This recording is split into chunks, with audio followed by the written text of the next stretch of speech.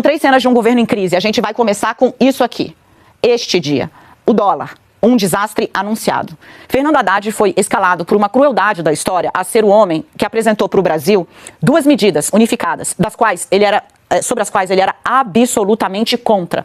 Não as medidas em si, mas a forma como elas seriam apresentadas.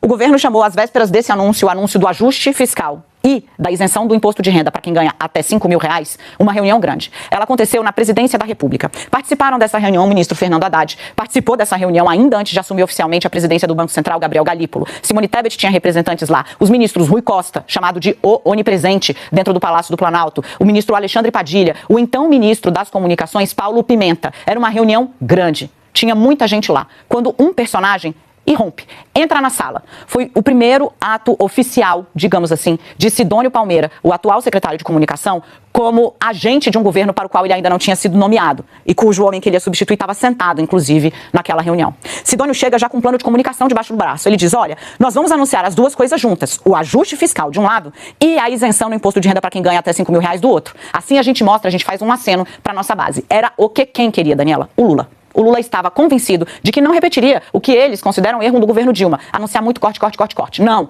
vamos fazer as 2 coisas. Isso aqui é uma decisão para ganhar no ponto da política. Fernando Haddad, então, se manifesta. O Haddad diz, gente, não vai funcionar.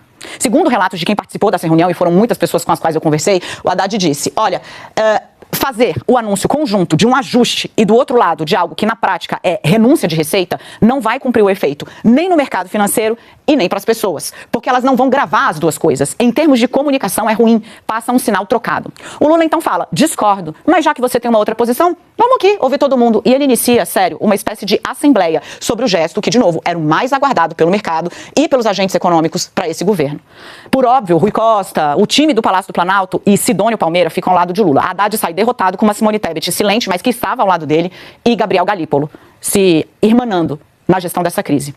Gente, quando o Haddad está perdido já ali, ficou claro que ia ser derrotado e que ia ter esse formato, um anúncio conjunto, ele diz, gente, eu preciso despachar sós com o presidente. E as pessoas saem. Ele pede só para Gabriel Galípolo ficar.